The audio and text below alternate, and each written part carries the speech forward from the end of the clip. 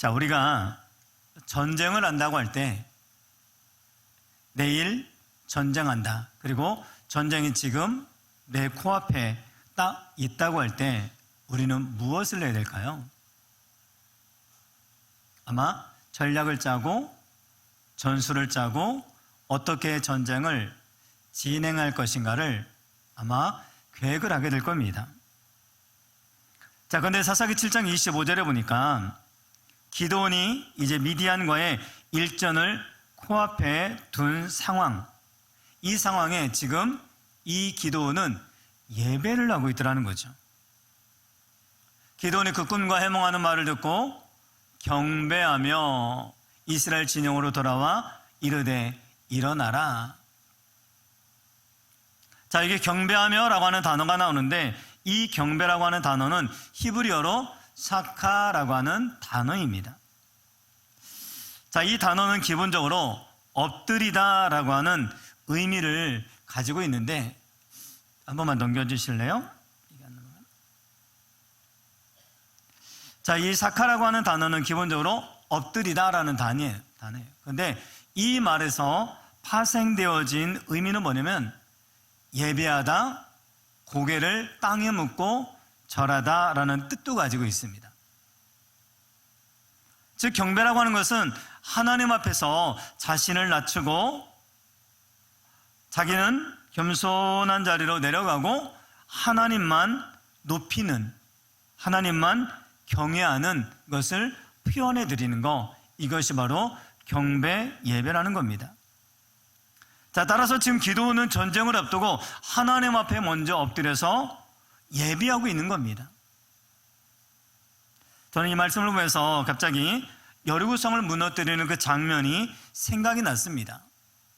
자, 여호수아서 6장 3절을 보면요, 너희 모든 군사는 그 성을 둘러 성 주위를 매일 한 번씩 돌되 엿새 동안을 그리하라. 자, 여리고성이 무너지지 않을 것처럼 보이고 견고해 보여도 하나님이 말씀하신 대로 순종하기만 하면 무너지는 줄 믿습니다. 자, 그런데 15절을 보니까요, 여기에 보니까 7이라고 하는 숫자가 나옵니다. 7. 자, 7. 우리가 성경상에서 7이라고 하는 것은 완전수를 이야기하잖아요.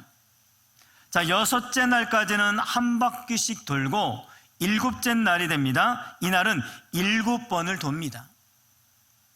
자, 여리고성을 7번 돌아요. 왜 7번 도는 겁니까? 그것은 완전 숫자, 즉 순종하는데 완전한 숫자, 완전히 복종하는 것, 하나님을 완전히 신뢰하는 것, 이런 자세를 가지는 것이 바로 7바퀴를 마지막에 도는 것입니다. 7번 돌면 여리고성이 무너진다고 하나님이 말씀하셨기 때문에 그 말씀대로 완전히 순종한 거예요. 자, 중요한 것은 하나님이 무엇을 말씀하셨는가에 집중하는 것이 중요한 겁니다. 제가 종종 그런 표현을 합니다. 하나님 말씀에, 믿음에 물타지 마라. 자꾸 이것이, 내 생각에는 이것이 옳은 것 같아요. 자꾸 이렇게 하면 더 잘 될 것 같아요. 자꾸 이렇게 하는 것이 볼 때 더 좋을 것 같아요. 그런데 하나님의 말씀이 아니라고 한다면 자꾸 거기에서 내 물을, 세상 것을, 내 생각을 물타지 말라는 겁니다. 하나님이 7바퀴 돌라고 하면 그냥 7바퀴 도는 겁니다. 거기에 집중하는 겁니다. 내가 그 문제를 어떻게 보든가, 그것이 무너지는 데 있어서 내가 어떻게 생각하는 것, 이것이 중요한 것이 아닙니다. 여리고성은 어떤 공격에도 무너지지 않을 성읍입니다. 오직 하나님이 하라고 하신 그 말씀에 순종할 때 비로소 무너질 수 있게 되는 거죠. 자, 그럼 무엇에 순종해야 될까요? 보니까 제사장이 나팔을 붑니다. 나팔 소리와 함께 이스라엘이 큰 소리 외칩니다. 그러자 성벽이 그때 비로소 와르르르 무너지게 됩니다. 어떻게 무너졌다고요? 나팔을 불었어요. 큰 소리를 외쳤어요. 무너져 내렸어요. 붕괴되었어요. 여러분 생각해 보세요. 나팔과 큰 목소리로 아무리 크게 소리를 낸다고 해도 성이 무너집니까? 여러분, 어떻게 이런 나팔과 목소리로 성읍이 무너졌다고 하는 전쟁의 기록을 본 적이 없습니다. 이것이 무슨 전쟁입니까? 다시 한번 볼까요? 제사장 일곱은 일곱 양각 나팔을 잡고 언약궤 앞에서 나아갈 것이요, 일곱째 날에는 그 성읍을 7번 돌며 그 제사장들은 나팔을 불 것이며. 같이 읽어볼까요? 시작. 제사장들이 양각 나팔을 길게 불어 그 나팔 소리가 너희에게 들릴 때에는 백성은 다 큰 소리로 외쳐 부를 것이라.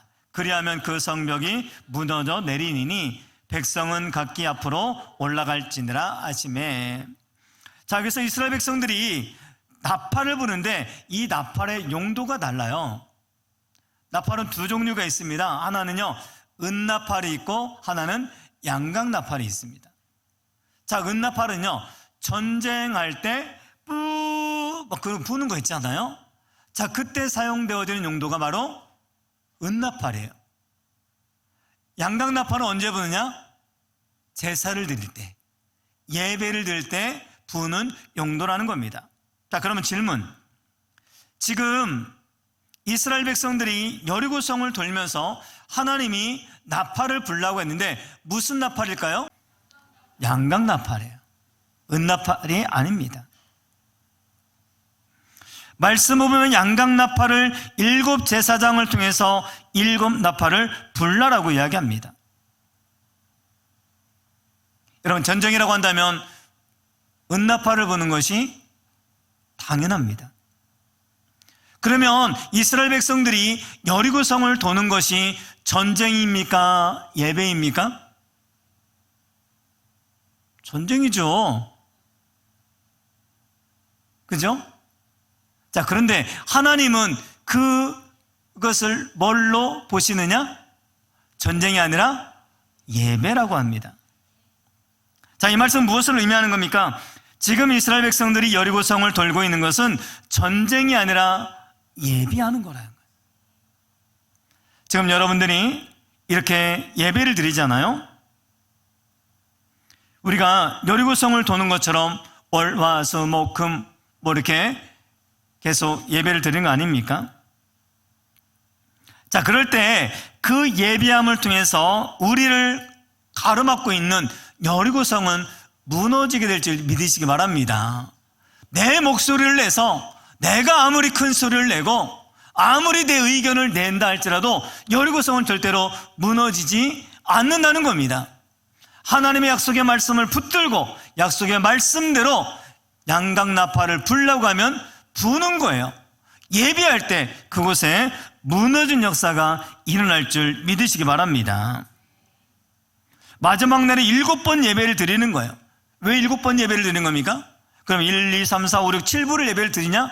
그것이 아니라 온전하게 빈틈이 없이 완전한 그러한 마음을 담아서, 간절한 마음을 담아서 예배하라는 겁니다. 여러분이 매일 예배를 드리고 있다면 여러분의 인생은 이기는 삶이 될 것입니다.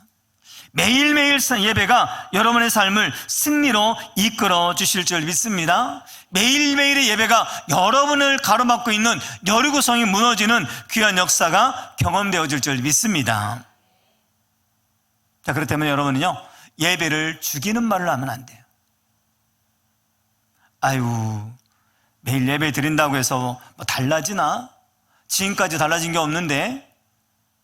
예배에 대한 기대 없는 마음, 이것이 사탄이 원하는 마음이라는 겁니다. 예배에 기대하는 마음, 사모하는 마음이 사라졌다고 한다면 그것은 바로 우리의 마음이 사탄에게 빼앗기고 있다는 거예요. 예배 기대하는 마음을 가지시기 바랍니다. 예배를 드리려고 하는데 방해하는 것들이 있다면 겸손하게 내려놓아야 돼요. 자, 그리고 불평이 나오려고 한다면 침묵하셔야 돼요. 그래야 예배가 살 수 있는 겁니다. 여러분 생각해 보시기 바랍니다. 이스라엘 백성들이 여리고성을 하루에 한 바퀴, 두 바퀴 도는데 불평하는 사람, 불평하는 마음이 없었을까요? 있었을 겁니다. 그런데 하나님이 뭐라고 말씀하냐면 너희는 절대로 말하지 말고 침묵하라는 거예요. 침묵하고 돌라는 겁니다. 내 생각을 드러내지 말고 말씀대로만 순종하라는 거예요. 그렇습니다. 예배가 살아야 우리를 가로막고 있는 여리고성이 무너질 수 있는 거예요. 자, 그리고 오늘 미디안과의 전쟁을 앞두고 있는 지금 기드온도 이건 전쟁이 아니라 예배라고 말씀하고 그 말씀을 붙들고 있다는 거죠. 저는 이런 맥락에서 오늘 말씀은 중요한 전쟁을 앞두고 예배하는 기드온의 모습을 통해서 우리가 하나님 앞에 진정한 예배자로 어떤 마음과 어떤 자세로 서야 되는가 하는 것을 살펴보고자 하는 것입니다. 자, 먼저 기드온은 어떤 상황에서 예배하고 있는 겁니까? 만일 내가 내려가기를 두려워하거든 내 부하 부라와 함께 그 진영으로 내려가서 그들이 하는 말을 들으라. 그 후에 내 손이 강화해져서 그 진영으로 내려가리라 하시니, 지금 기드온은 두려워하는 마음이 그 안에 있었어요. 당연한 거 아닙니까? 큰 전쟁을 앞두고 있는 기드온은요 말단 병사가 아니라 지도자입니다. 자기가 그 전쟁을 책임지고 이끌어야 될 지도자인 거죠. 자, 그렇게 큰 전쟁을 앞두고 두려워하는 기드온에게 부라라고 하는 동역자를 붙여주시고 그의 두려움을 품어주셨던 겁니다. 자, 그러면 이것을 기드온 입장에서 생각해 보면 이것이 얼마나 큰 은혜로 다가왔을까요? 자기는 이미 적군 앞에서 두려워 떨고 있어요. 지난번에도 말씀드렸지만 두려워 떠는 22,000명을 돌려보낸 상태 아닙니까? 그러면 자기도 22,000명에 충분히 속하고도 남음이 있는데 하나님께서는 이 기드온을 밀어내지 않으셨던 거죠. 자신의 두려움에 대해서 책망하지 않으시고 오히려 품어주시고 대안을 마련해 주신 거 아닙니까? 또 막상 현장에서 가서 보니까 메뚜기처럼 많은 적들의 실체를 보고 다시금 두려움에 휩싸여 있는 그를 하나님께서는요 적들의 꿈과 해몽을 통해서 안심시켜 주셨던 겁니다. 자, 이걸 보니까 하나님의 은혜가 얼마나 감격이 되었겠습니까?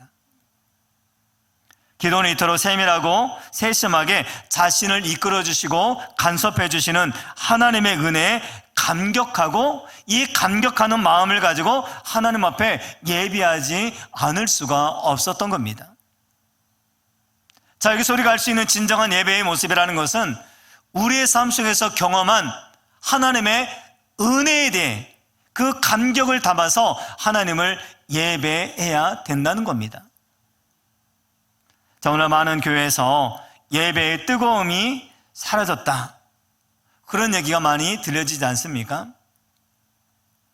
자, 그런 뜨거움이 사라진 것은 어떤 좋은 장소가 없어서 그렇다, 아니면 시설이 부족해서 그렇다, 뭐 이런저런 많은 이유와 그런 사유들을 얘기하죠.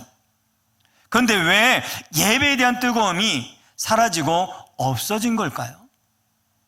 자, 그러면 다른 얘기 하지 말고 오늘 우리에게 있어서 하나님에 대한 이런 열정과 이런 감격적인 예배가 왜 점점점 사라지고 있느냐라는 거죠.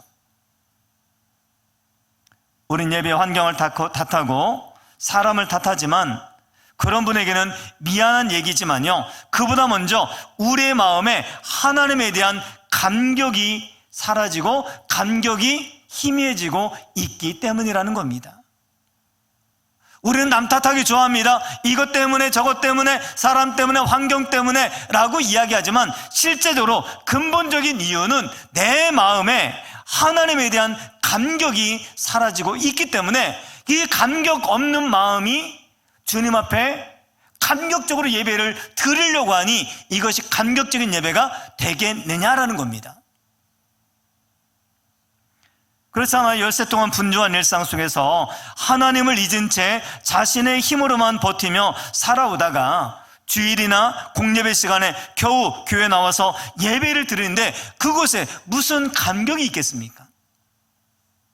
기대감이나 감격이 없고 교회에 나오기 때문에 예배의 그런 뜨거움도 당연히 사라질 수밖에 없더라는 거죠.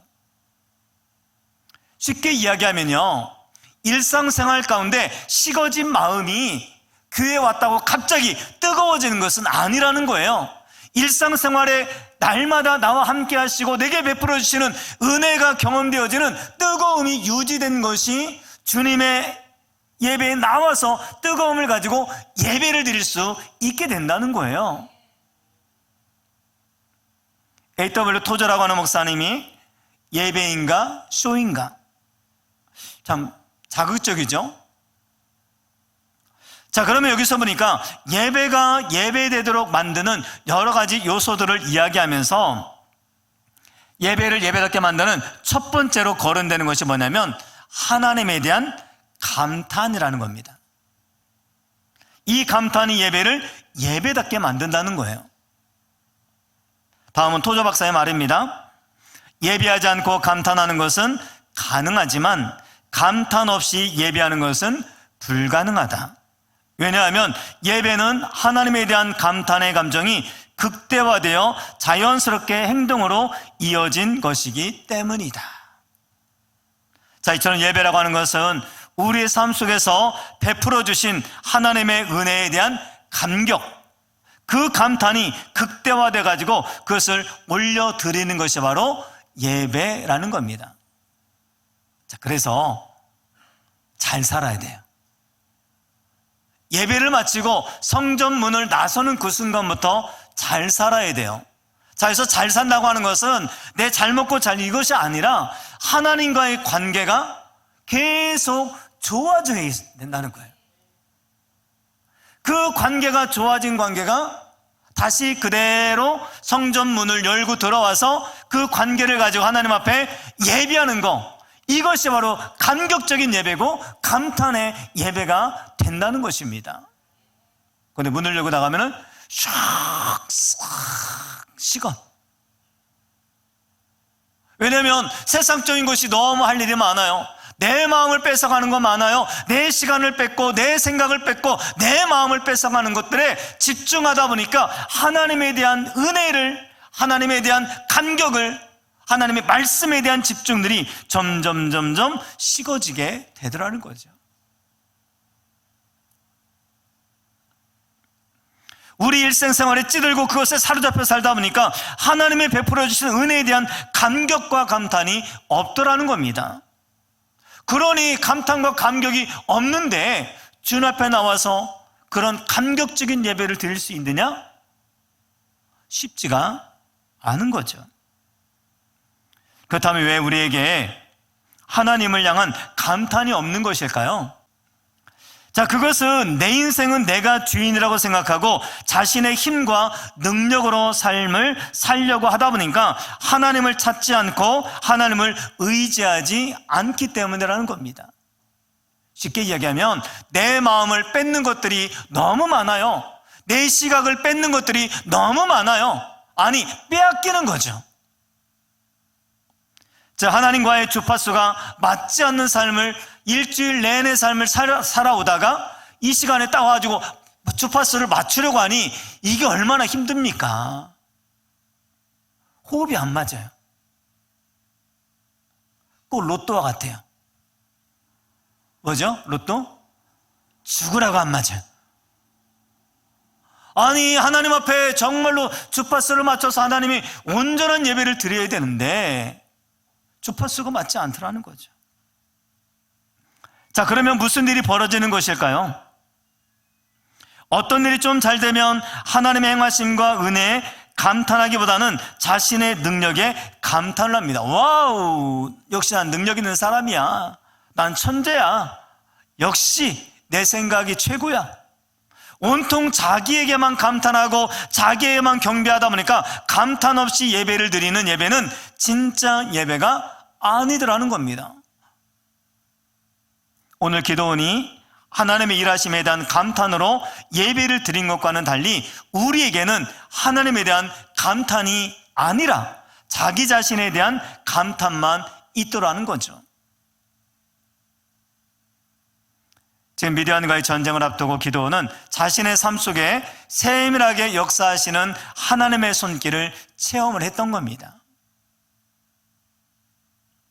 영안을 열어가지고 하나님의 일하심을 보게 되어지니까 그렇구나, 이 전쟁은 두려운 것이 아니구나, 이것은 하나님이 함께 하시는 예배의 처소가 되더라는 거죠.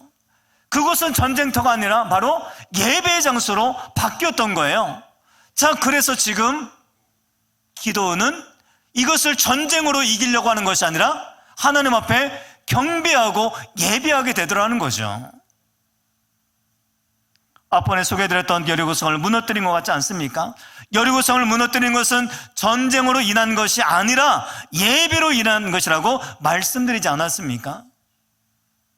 우리의 역시 영안을 열어서 하나님의 임재와 하나님의 일하심을 우리가 보게 되어질 때 우리의 처한 곳이 바로 우리의 예배의 처소가 되는 것입니다. 세상은 여전히 혼돈과 타락의 늪에 빠져 있지만 영안을 열어 하나님의 보호자에 앉으신 그 왕 되신 하나님만 볼 수 있다면 우리는 바로 그 앞에서 하나님을 예배할 수 있고 그 장소가 바로 거룩한 성전이 될 수 있다는 겁니다. 그래서 목회자의 가장 큰 고민이 그거 같아요. 어떻게 하면 성도들로 하여금 예배에 대한 기쁨과 감격을 누리게 할 것인가? 그래서 대부분 어떤 예배 프로그램이나 어떤 진행이나 이걸로 성도들이 오면은 막 어떻게 해보겠다, 이것이 아니더라는 거죠. 실제적으로 더 중요한 건 뭐냐면 이 1시간이 문제가 아니라 바로 밖에 있는 23시간이 더 중요하더라는 거죠.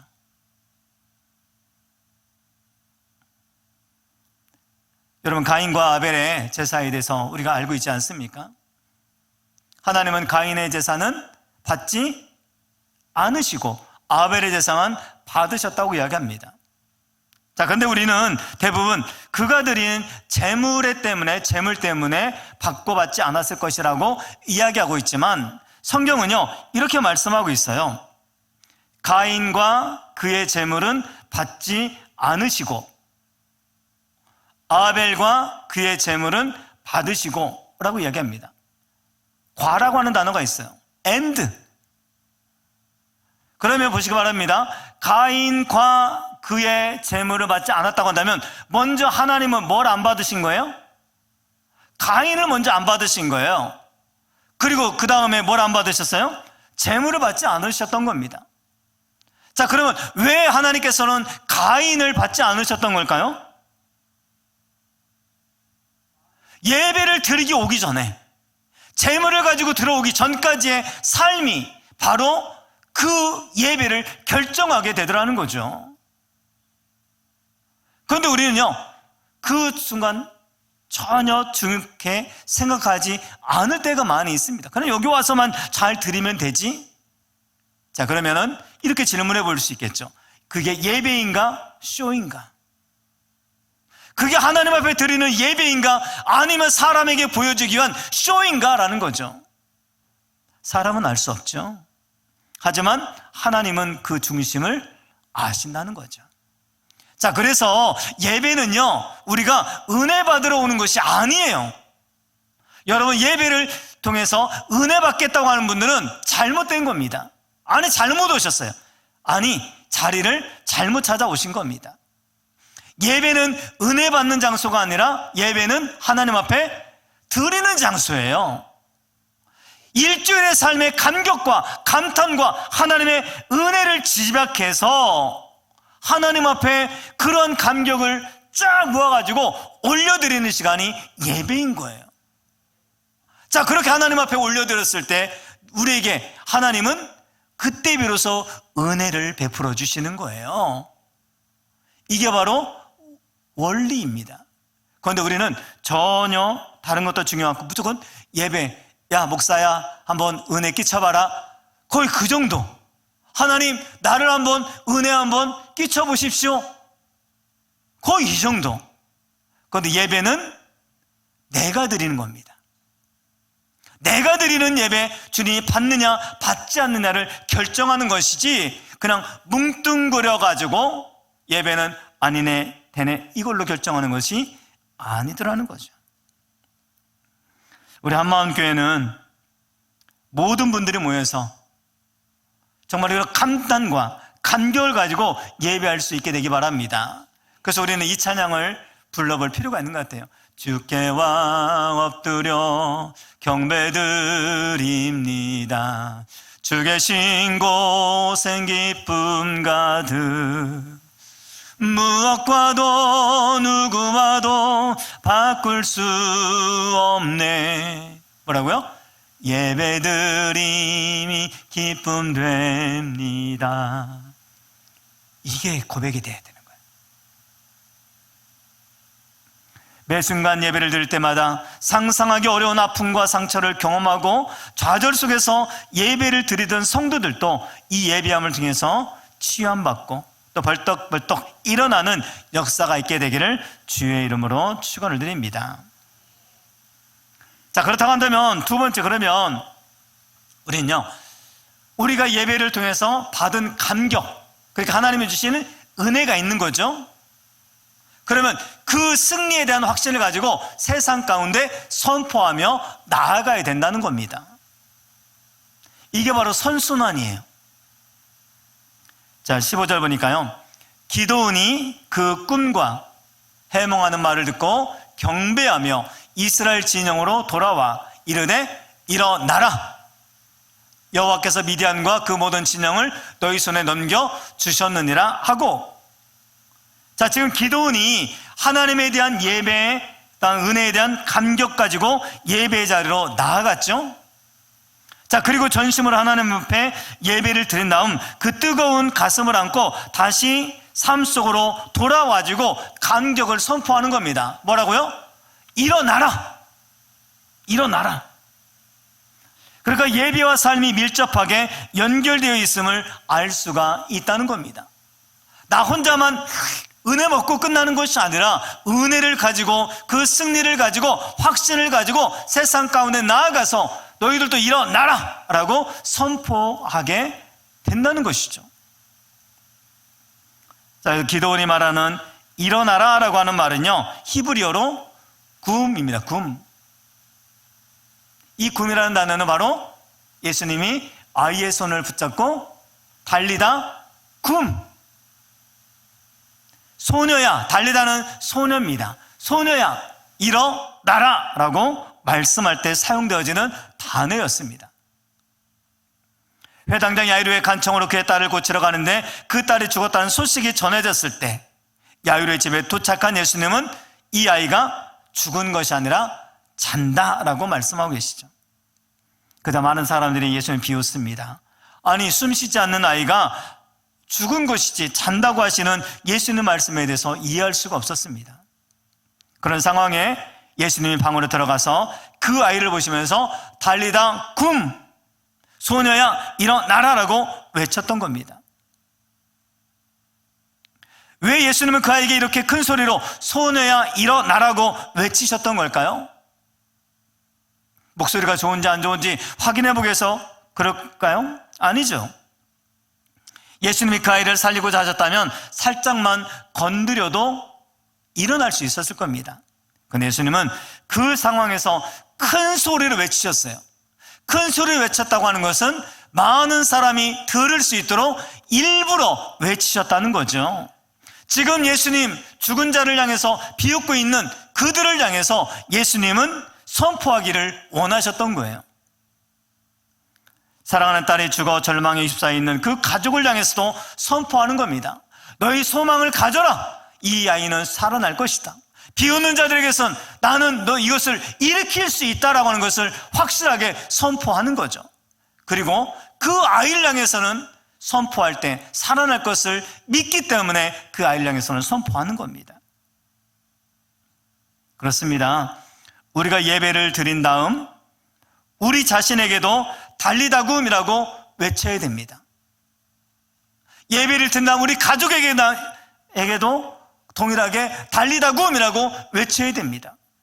우리가 만나는 사람에게 질병과 환경이 어려운 가운데 있는 자들에게 달리다 구음이라고 외쳐야 됩니다. 너는 일어날 수 있다.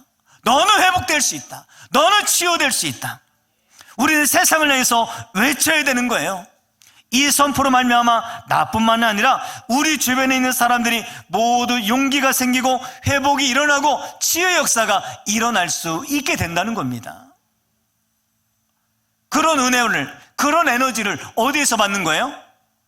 예배를 통해서 받는 거예요. 내가 그런 감격과 은혜가 경험되어지고 또 그런 은혜를 가지고 세상을 향해서 나아가고 그 감격들을 선포하는 겁니다. 그러면 곳곳에서 일어나고 살아나는 회복되는 역사가 내 안에 감격으로, 감탄으로 다시 한번 체험되어지면 그 은혜를 가지고 저 앞에 나와서 다시 또 감격적인 예배를 또 드리는 거예요. 하나님이 하셨습니다. 하나님이 회복하셨습니다. 딱 그러면서 드리면 또 하나님이 은혜를 또 주시는 거예요. 그리고 감격과 은혜를 가지고 다시 세상을 해서 또 나아가는 겁니다. 그리고 선포하는 거예요. 나만이 아니라 우리 가족을 향해서, 자녀를 향해서, 직장을 향해서, 우리 모두 하는 사업을 향해서, 만나는 모든 사람들을 향해서 달리다 구음이라고 선포하는 겁니다. 이것이 바로 믿음의 사람들이, 성도들이 가지고 있는 영적인 능력인 거예요. 오늘 우리가 예배를 통해서 가르치는 사람이, 저는 그런 것 같아요. 여러분들이 10을 받는다고 한다면 먼저 쟤는 100의 혜택을 먼저 받는 것 같아요. 거의 대부분 먼저 제게요, 은혜가 되면은 성도들에게 은혜가 되더라고요. 그리고 이 말씀은요, 여러분들에게 주시는 말씀뿐만 아니라 제가 받아야 될 말씀이기 때문에 선포하는 겁니다. 제가 꼭 그거를 할 수 있고 제가 지키고 있기 때문에 하는 것이 아니라 나도 들어야 될 말씀이고 우리 성도들도 함께 들어야 될 말씀이기 때문에 먼저 제가 여러분보다 하루 이틀 아니면 일주일 넘게 먼저 그 은혜를 경험한 거예요. 그 은혜를 가지고 또 나누게 되는 겁니다. 그러려면 우리가 먼저 계속해서 영적으로 무장되어지고 은혜가 충만하고 성령이 충만함을 입어야 된다는 겁니다. 제가 보니까요, 사탄의 속성은 제가 어릴 때 봤던 시고르 자부종, 뭔지 아십니까? 개의 한 종류입니다. 시고르 자부종. 자, 이거 뭐냐면 시골 잡종입니다. 자, 이거를 좀 세련되게 현대에 맞게 표현한 단어가 시고르 자부종이에요. 혹시나 시고르 자부종이라고 들려지면은 똥개구나 라고 생각하시면 됩니다. 자, 그 똥개라는 거 제가 한번 찾아봤어요. 이렇게 표현되어 있더라고요. 똥개는 혈통을 도저히 찾아낼 수 없을 정도의 잡종견, 이렇게 표현되어 있더라고요. 혈통이 뒤섞여 있어요. 통칭 시골 잡종 똥개. 자, 어린 시절 똥개가 있는 똥강아지들 보면요, 지나갈 때마다 왈왈왈 막 달려들어요. 그런 속으로 뭐라고 합니까? 저런 시키가. 욕한 거 아닙니다. 자, 정말로 내가 도망가니까 뒷발꿈치를 물을 것처럼 달려듭니다. 한참 뛰어가다가 안 되겠다 해가지고 제가 앉아가지고 돌을 짚는 신용을 하니까 갑자기 깽깽 하면서 도망을 가는 거예요. 아, 그렇구나. 이게 바로 똥개의 속성이구나. 오늘 사사기 말씀에 똥개 같은 사탄을 발견할 수가 있습니다. 일어나라, 여호와께서 미디안과 그 모든 진영을 너희 손에 넘겨주셨느니라. 자, 이렇게 외치니까 당황해하는 적들의 모습을 보시기 바랍니다. 21절 같이 읽어볼까요? 시작. 그 온 진영의 군사들이 뛰고 부르짖으며 도망하였는데, 자신들이 무서워 파종도 제대로 하지 못했던 이스라엘 백성들이 하나님이 세우신 지도자 기드온과 더불어 하나님께서 모든 진영을 우리에게 주셨다라고 영적으로 선포하고 나니까 그 용맹하던 미디안 사람들은 다 어디 가고 깨갱거리면서 전부 도망가고 난리가 나더라는 거예요. 오늘 우리는 이 원리를 너무 모르고 살았습니다. 환경이 바뀌고 문제가 해결되어야 선포되는 것이 아니더라는 거죠. 우리가 먼저 그런 은혜를 가지고 세상을 향해서 선포하면은 그 땅에 사단들이 무너지고 떠나가고 도망간 역사도 일어나게 된다는 겁니다. 그렇잖아요. 죽은 야이로의 딸이 벌떡 일어나서 구음할 수 있는 것이 아니라 죽은 그 딸을 향해서 누군가가 선포해주는 사람이 있었던 거예요. 오늘 성경은 예수님으로 말하고 있지만 오늘 우리가 그 일을 감당해야 됩니다. 그럼 어디서 받아야 돼요? 그 능력을, 확신을 예배를 통해서 받는 거예요. 세상 사람들의 시각으로는 백전백패할 수밖에 없는 환경일지라도 하나님이 주신 승리의 약속을 온전히 신뢰할 때 또 자신에게 그리고 우리 주변의 사람들에게 일어나라고 선포할 수가 있게 되는 겁니다. 자, 오늘 말씀을 정리합니다. 우리는 하나님 앞에 나아갈 때, 예배를 드릴 때 먼저 사랑의 선순환을 경험해야 됩니다. 삶 속에 주시는 하나님의 은혜를 먼저 내가 경험해야 돼요. 그 때문에 여러분 자꾸 마음을 빼앗고 내 시각을 빼앗고 내 것을 계속 사로잡는 세상 것을 잘라낼 줄 알아야 돼요. 그리고 우리의 시선이 자꾸 하나님의 은혜를 바라보고 또 날마다 주시는 베풀으신 은혜를 기억하고 그것을 내가 삶 안에 경험되어지고 감격되어질 때 그 은혜를 감격을 가지고 하나님 앞에 나와서 예배해야 된다는 겁니다. 자, 그렇게 해야 하는 예배에 하나님께서 은혜 주실 줄 믿습니다. 그런 감격의 확신을 가지고 또 성전문을 열고 나아가서 세상을 향해서는 또 선포하는 거예요. 달리다쿰, 자녀야 일어나라, 회사 일어나라, 우리 가정 회복될지어다. 계속해서 믿음으로 선포할 때 그곳이 살아나는 역사가 일어날 줄 믿습니다. 변화되지 않을 것 같지만 여리고성은 예배를 통해서 무너지고 죽은 자가 살아나는 것이 불가능한 것처럼 보일지 모르지만 우리가 믿음으로 선포할 때 살아나는 귀한 역사가 일어날 줄 믿습니다. 그리고 또 우리를 계속 괴롭히는 똥개처럼 달려드는 모든 사단은 일곱 길로 도망하는 놀라운 영적 부흥이 여러분의 삶에도 나타나게 되어질 줄 믿습니다. 예배는 감격으로 드리는 겁니다. 그 감격 가지고 또한 드릴 때 주님이 받으시고 또한 그 승리를 가지고 세상이 여러분을 통해서 살아나는 귀한 역사가 일어날 줄 믿습니다.